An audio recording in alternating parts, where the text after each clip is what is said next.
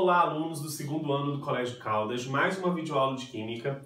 Nessa videoaula de revisão, como uma forma de revisão, eu pensei em corrigir 10 questões sobre os temas dos capítulos de 1 a 8, tanto da Química 1 quanto da Química 2, que vão nortear o estudo de vocês para a prova. Então preste atenção que a ordem dos temas dessas questões vão ser parecidas, tá? Com a ordem da prova. Então fica ligado aí, preste atenção nas resoluções, tirem suas dúvidas pelo WhatsApp assim que vocês verem as questões. Tentem refazer essas questões, pois eu vou estar enviando as imagens para os grupos de WhatsApp, tá bom? E a primeira questão que vai aparecer no seu vídeo diz o seguinte: o soro caseiro consiste em uma solução aquosa de cloreto de sódio, 3,5 grama por litro, e de sacarose, 11 grama por litro. As massas de cloreto de sódio e de sacarose necessárias para se preparar 500 ml de soro caseiro são respectivamente.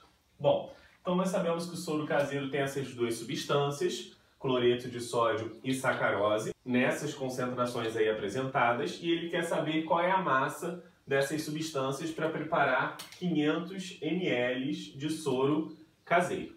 Bom, vamos tentar fazer isso por regra de 3, como eu falei, mas se você fizer pela fórmula e conseguir achar da mesma maneira, sem problema, tá bom, gente? Eu prefiro a regra de 3 e eu estimulo os alunos a fazerem por regra de 3. Primeiro, para o cloreto de sódio. A concentração do cloreto de sódio é 3,5 gramas por litro. Então quer dizer que eu tenho 3,5 gramas de NaCl, certo? Em 1000 ml de soro. Só que eu não quero preparar isso, eu quero preparar 500 ml de soro. Então, 500 ml de soro vão ter X gramas de NaCl. Isso para eu manter a proporção, certo? A concentração. Aqui eu cancelo esse com esse. De 10 para 5, percebam aí que eu dividi por 2 a quantidade, né? Então, para eu achar o valor de x, é só dividir por 2. Dividindo 3,5 por 2, vai dar aí 1,75 gramas de NaCl. Então, a primeira massa eu achei aí que foi do cloreto de sódio. Eu vou fazer esse mesmo raciocínio agora para a sacarose. Só que a concentração de sacarose é igual a 11 gramas por litro. Então, quer dizer que eu tenho 11 gramas de sacarose, C12H22O11, em 1000 ml de soro também, correto? Só que como eu quero preparar 500 ml, eu vou ter X gramas de sacarose, C12H22O11. Então, de maneira similar aqui, daqui para cá, eu divido por 2 para achar o valor de X, mantendo as proporções. Então, quer dizer que meu X vai ser igual a 5,5 gramas de sacarose, C12H22O11. A alternativa que tem 1,75 e 5,5, não há essa alternativa. Não há essa alternativa porque algumas massas aí são dadas em grama, certo? Então tome cuidado aí. E outras são dadas em miligrama, tá? Isso daqui em miligrama é só multiplicar por 1000. Se eu multiplicar isso aqui por 1000, a gente vai perceber aqui, ó, que o meu X vai ser igual a 1750 miligramas. E se eu também multiplicar isso aqui por 1000, vocês vão perceber aí que o meu X vai ser igual a 5.500 miligramas. Agora sim existe uma alternativa para isso, que é a letra C, tá bom? Então, a gente descobre, obviamente, em grama, porque a concentração é em grama por litro, e depois a gente converte aí para as unidades relativas às questões, tá bom? Então, alternativa correta, letra C. O tema tanto da primeira questão quanto da segunda é concentração de soluções. Então, estudem sobre concentração de soluções aí.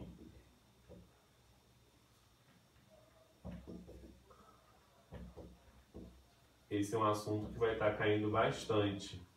Além da questão 1 e 2, a questão 4 também é sobre concentração de soluções. A 3 já vai ser sobre coeficiente de solubilidade, tá bom?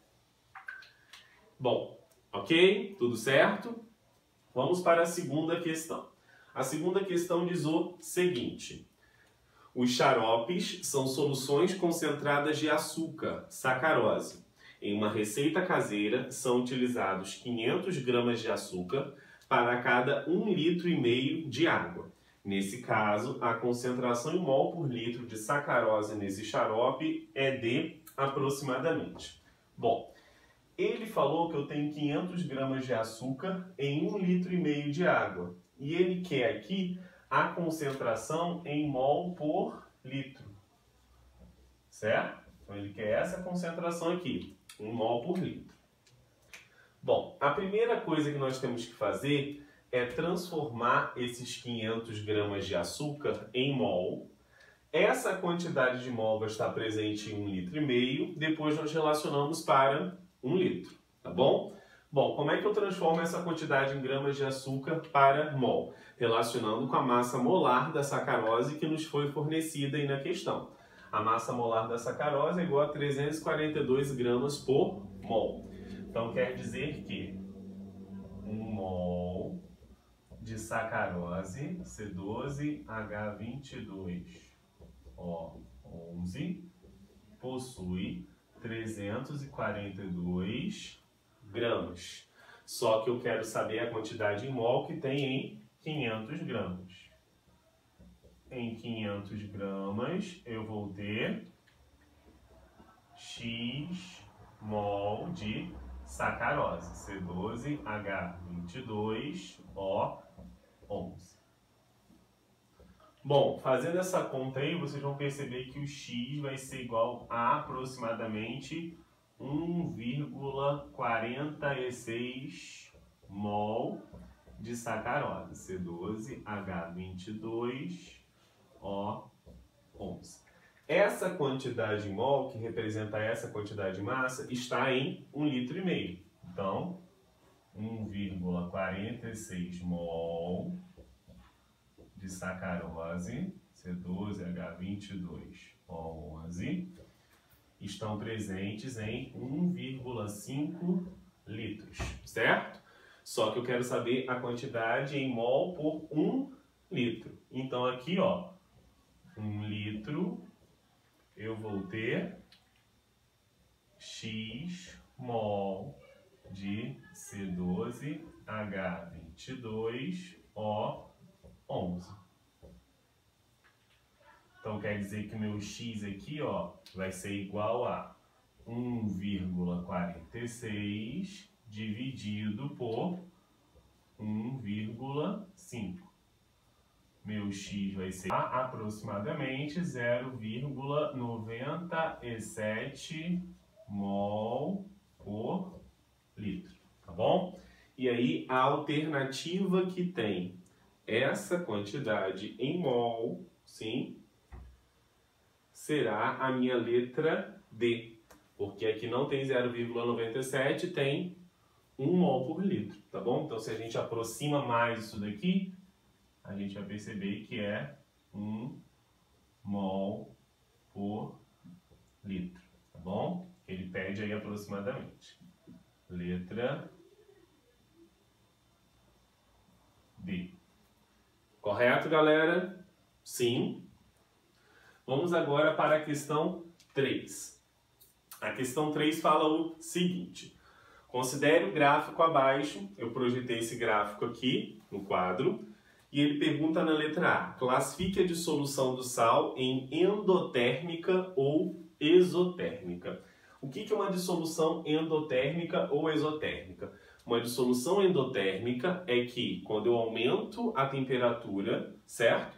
Eu vou aumentar a solubilidade do soluto. Então, eu vou ter uma curva ascendente, ou uma reta ascendente, no caso desse gráfico aqui. Uma dissolução exotérmica é quando eu aumento a temperatura, a solubilidade diminui do meu soluto. Então, como aqui o aumento da temperatura, como a gente percebe aqui nesse eixo X, ele vai aumentando a solubilidade das substâncias em grama por 100 gramas de água, então quer dizer que esse sal possui dissolução endotérmica.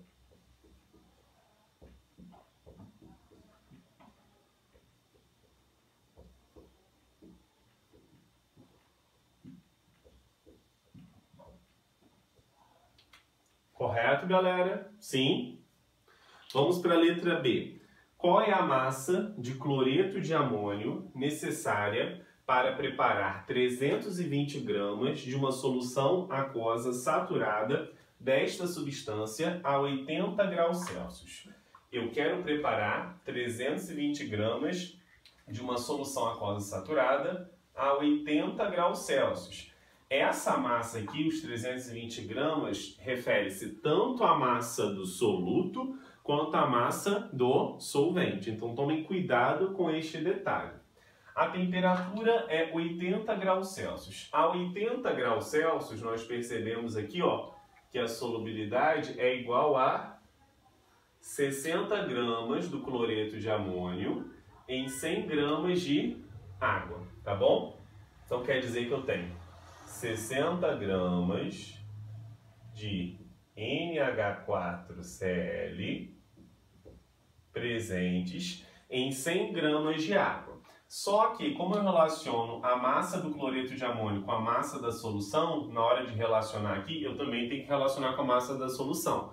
Então, serão os 60 gramas do soluto mais os 100 gramas de água. Então, a massa da solução é igual a 160 gramas de solução. Sim? 60 gramas do soluto mais os 100 gramas de água. Só que eu quero saber a massa de cloreto de amônio, então X gramas de NH4Cl, necessário para preparar 320 gramas de solução. Sim? Essa é a minha dúvida. Daqui para cá, vocês podem perceber aí, eu multipliquei por 2. Então, para achar o meu x, é só multiplicar por 2 também. E meu x vai ser igual a 120 gramas de NH4Cl. Tomem muito cuidado com esse tipo de questão, que envolve coeficiente de solubilidade, porque ele pode relacionar a massa do soluto apenas com o solvente, ou ele pode relacionar a massa do soluto com a solução como um todo. Bom, o tema dessa questão 3 é coeficiente de solubilidade. Então, estudem um pouco sobre gráficos, tá? E cálculos envolvendo esse assunto, coeficiente de solubilidade. A 4 também vai ser sobre concentração de soluções. Então, nessa videoaula aí, nesse primeiro quadro, eu só fiz esses dois temas. A questão 4 fala o seguinte: o soro fisiológico é uma solução aquosa de 0,9% mV de cloreto de sódio. Um laboratorista preparou uma solução contendo 3,6 gramas de cloreto de sódio em 20 ml de água. Qual o volume de água apropriado, tá, será necessário para adicionar para a concentração ficar correspondente à do soro fisiológico? A concentração do soro fisiológico é igual a 0,9% mV. O que essa concentração nos diz? Não é 0,9%. Isso aqui quer dizer que eu tenho 0,9 gramas de NaCl presentes em 100 ml. correto? Só que ele quer saber qual volume de água eu tenho que adicionar para ajustar a concentração. Ele falou que eu tenho o quê? 3,6 gramas de NaCl. Se eu tiver 3,6 gramas de NaCl, qual será a quantidade de água aqui que eu vou ter que ter? X ml, certo? Para que eu consiga pegar e manter essa proporção da concentração. Sim? Multiplica meios por extremos. Aqui a gente vai perceber que de 0,9 para 3,6 eu aumentei 4 vezes, correto? Então, para eu achar aqui o meu x, eu também tenho que aumentar 4 vezes. Aumentando 4 vezes aqui, eu vou achar meu x igual a 400 ml. Não marquem essa resposta, porque ele quer saber o volume de água que eu tenho que adicionar para ajustar. E aí o meu volume de água que eu vou adicionar será o seguinte: tem que ter 400 para que a concentração permaneça 0,9% mV, tendo essa massa de cloreto de sódio. E eu já adicionei 20 ml. Então o volume de água será o quê? 400, que é o que tem que ter, menos 20, que é o que possui. Então o meu volume de água vai ser igual a 380 ml. 380 ml aí, se vocês forem perceber, é a letra C. Então, letra C. Correto? Sim? Bom, vamos resolver a questão 5 agora. A questão 5 diz o seguinte: na preparação de 750 ml de uma solução aquosa de ácido sulfúrico de concentração igual a 3 mol por litro, a partir de uma solução estoque de concentração igual a 18 mol por litro, é necessário utilizar um volume de solução estoque expresso em ml igual a. Nesse caso aí, nós temos um exemplo de uma diluição. Diluição nós sabemos que é a adição de água a uma solução concentrada, chamada aí de estoque, que tem elevada concentração, de modo a diminuir a concentração desta solução. A fórmula química de diluição nós sabemos bem, né? É concentração inicial vezes o volume inicial, concentração final vezes o volume final. Bom, ele quer saber qual o volume da solução estoque. O volume da solução estoque é o volume concentrado, é o volume inicial, antes da adição. Então, o que eu quero saber aqui é o meu VI. A concentração inicial vai ser a concentração da solução estoque, aquela que está mais elevada, que nesse caso ele informou é igual a 18. Então, a minha concentração inicial aqui é 18, volume inicial que eu quero descobrir, concentração final, eu quero preparar uma solução 3 mol por litro, e o volume final será igual a 750, certo? Então aqui vai ser 18 VI igual a 750 vezes 3.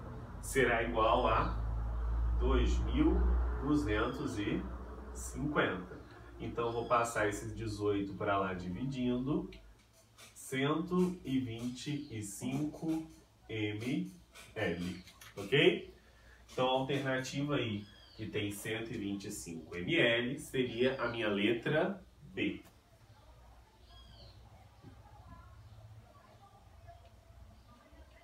E o tema dessa questão fica sendo diluição.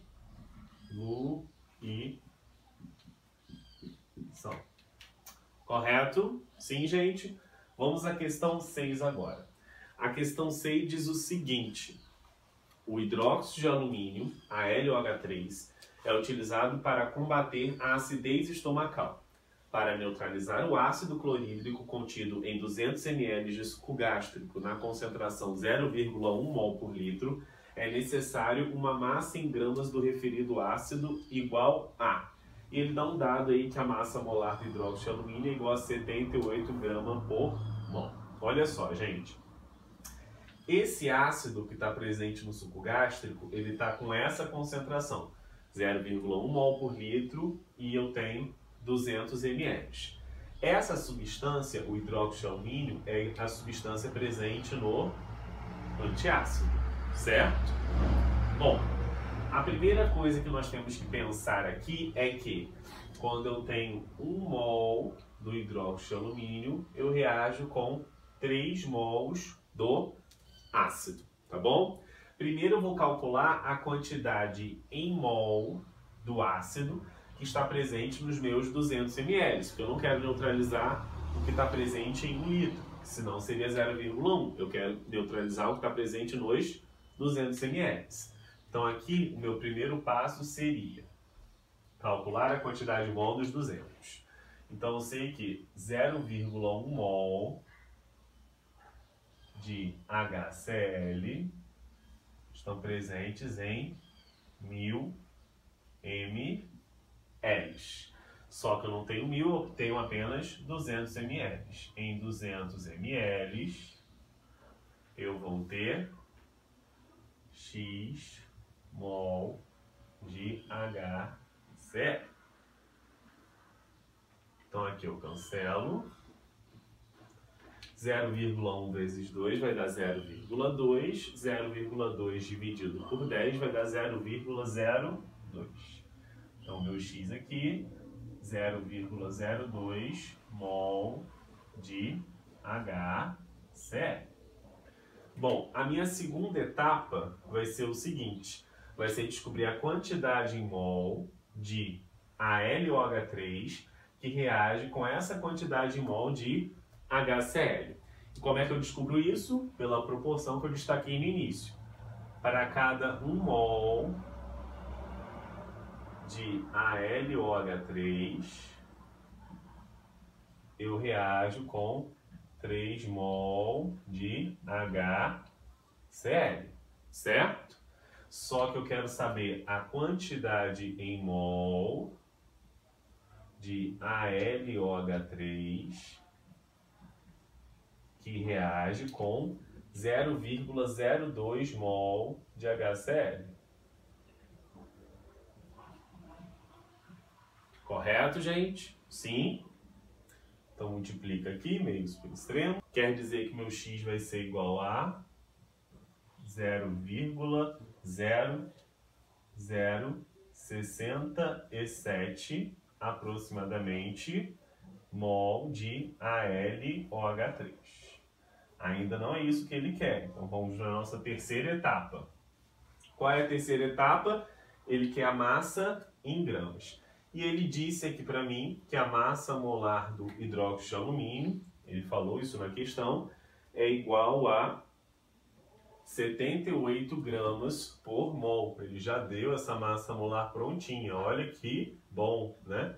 Se ele não desse, nós teríamos que calcular essa massa molar pela consulta da tabela periódica, respeitando a quantidade de átomos de cada elemento, tá bom? Então, quer dizer que quando eu tenho 1 mol de AlOH3, eu tenho 78 gramas. Só que eu não tenho 1 mol, eu tenho 0,0067 mol de AlOH3, que vai reagir para produzir, na verdade, X de gramas. Aproximadamente 0,52 gramas de AlOH3, que está presente aí no meu antiácido. Então, a resposta seria a minha letra B.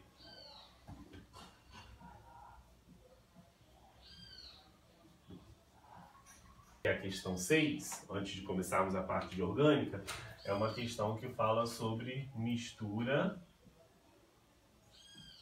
de soluções com reação, tá bom? Então envolve estequiometria aí e soluções químicas. Agora vamos para 7. A questão 7 fala o seguinte. Um quimioterápico utilizado no tratamento do câncer é a sarcomicina, cuja fórmula estrutural pode ser representada por: escreva sua fórmula molecular e indique o número de carbonos primários, secundários, terciários, quaternários existentes em uma molécula deste quimioterápico. Bom, a fórmula molecular é determinar a quantidade de carbonos, hidrogênios e quaisquer outros elementos que estão presentes na fórmula química.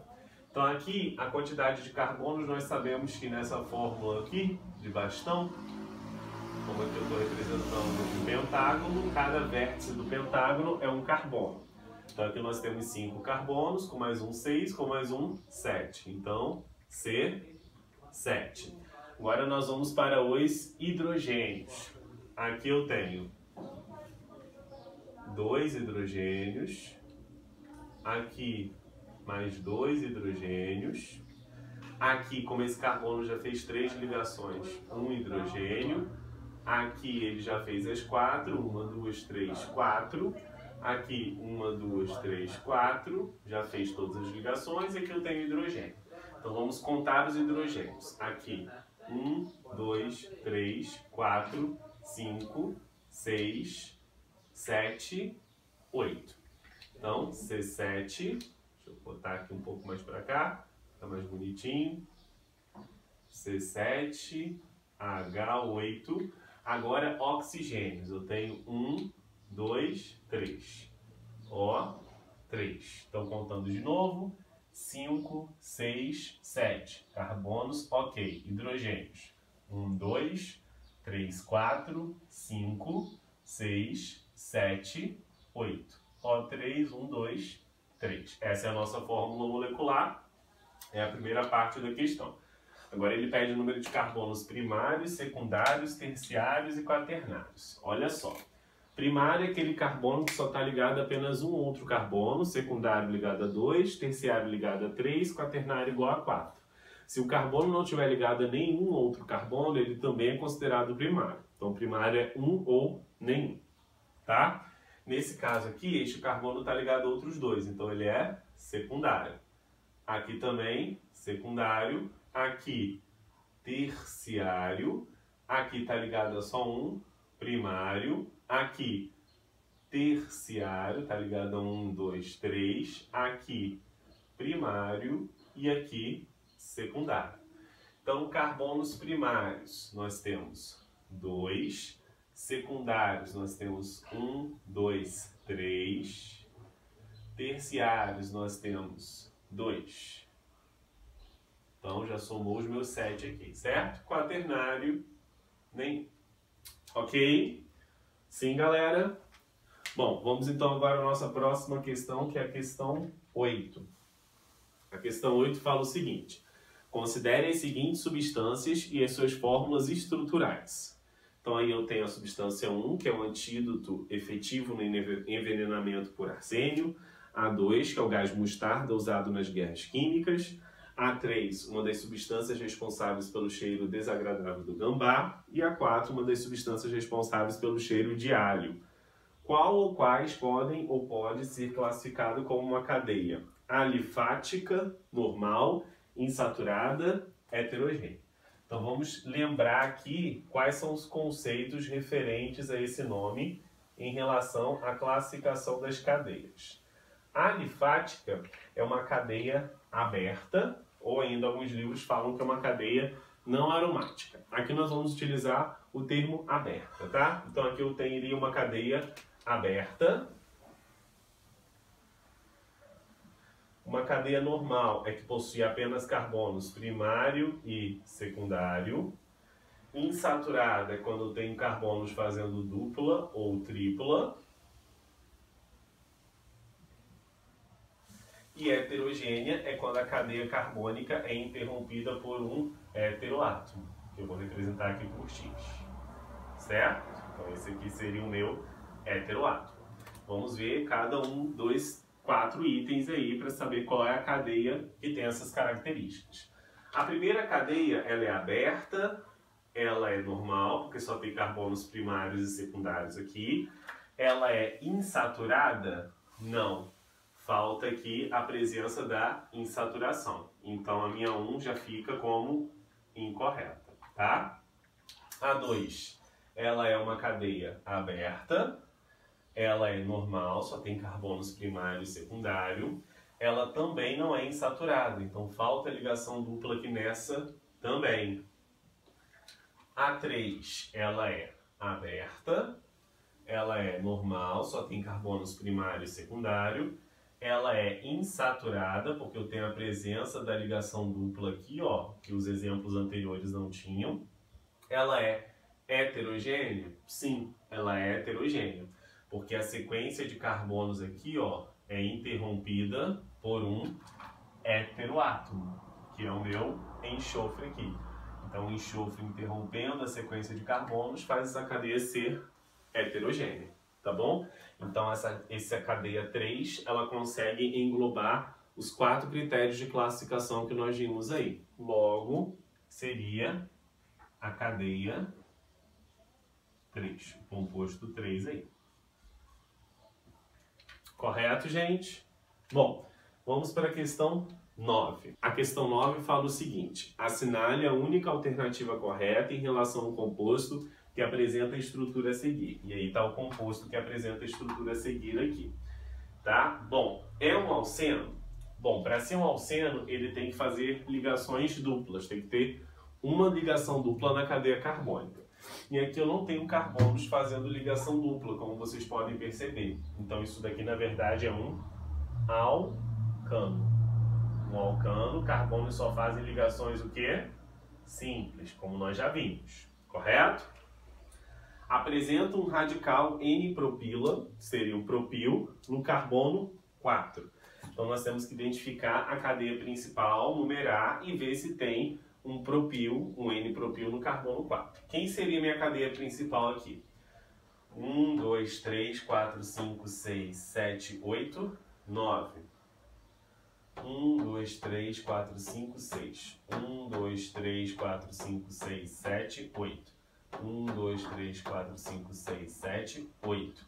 1, 2, 3, 4, 5, 6, 7, 8. 1, 2, 3, 4, 5, 6. Realmente, aqui tem 9, a maior sequência será essa daqui, ó.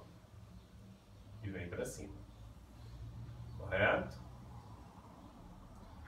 1, 2, 3, 4, 5, 6, 7, 8, 9. Agora nós temos que pegar e numerar de modo que os radicais fiquem nos menores números possíveis. Aqui eu tenho metil no carbono 3, se eu começar daqui de cima.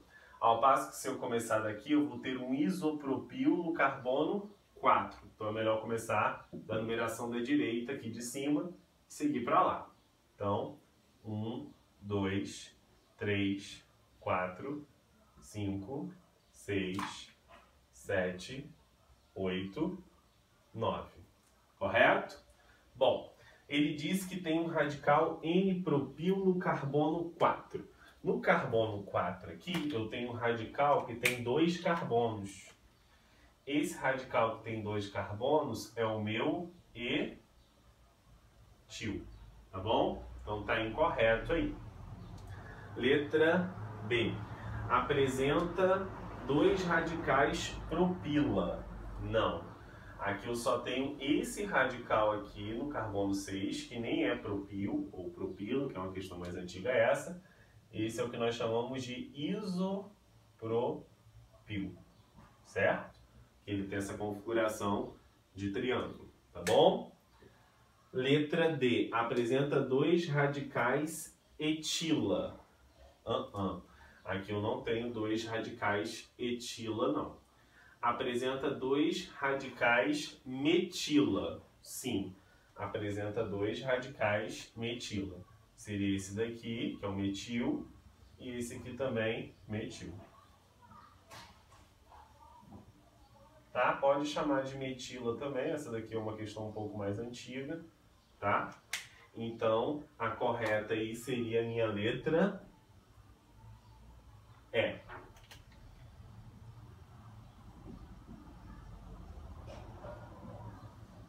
Correto? Correto, gente? Bom, vamos corrigir agora a nossa última questão, que é a questão 10.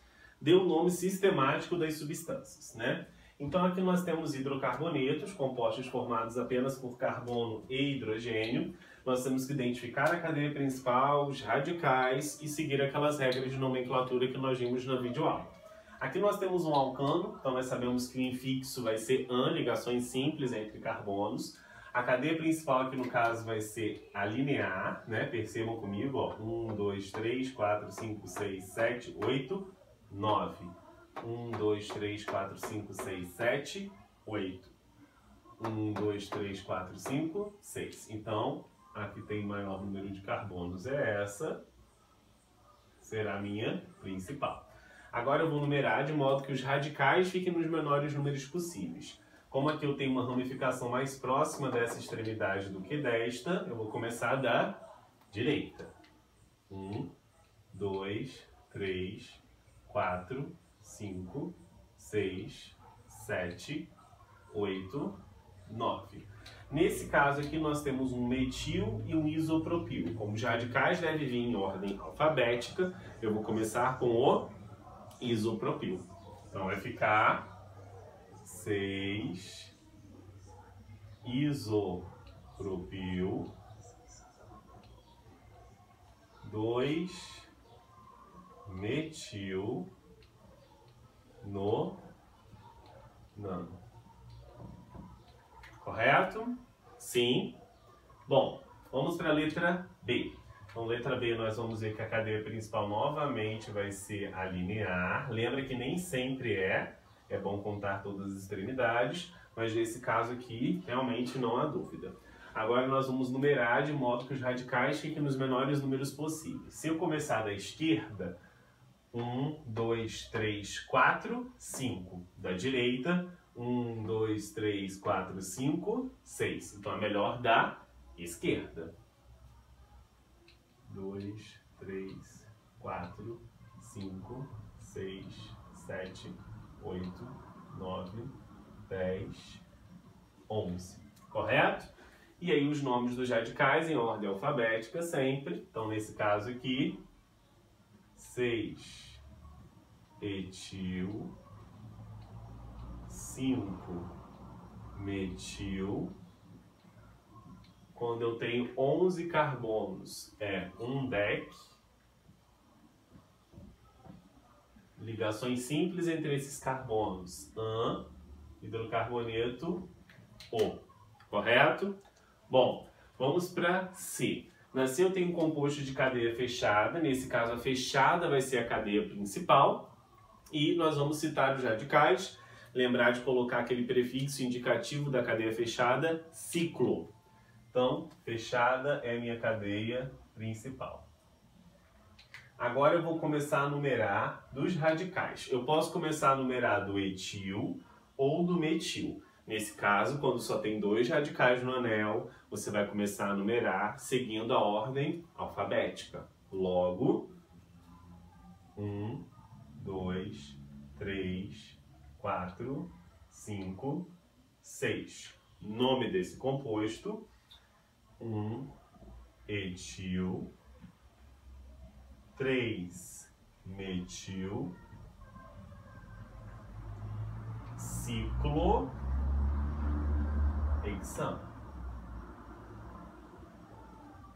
Correto? Letra D. Letra D também nós temos um composto de cadeia fechada, como vocês estão percebendo aí. E eu tenho 2 ramificações iguais, 2 metil. Então, vou começar a numerar daqui, tanto faz uma de outra, desde que o carbono 2, né, da numeração seja colado na outra ramificação. Esse nome aqui ficaria 1,2 dimetil ciclo pentano, porque nós temos aí 5 carbonos. Agora nós temos um alceno aqui, um composto que faz ligação dupla. Nós temos que numerar a cadeia de modo que a dupla fique no menor número possível.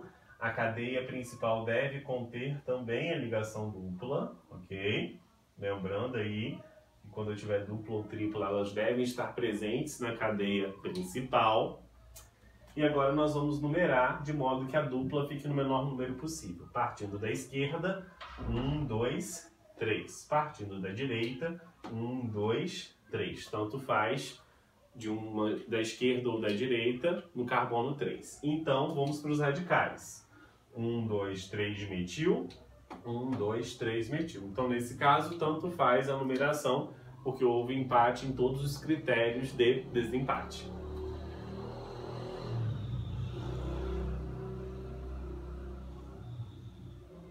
O nome desse composto seria 3,4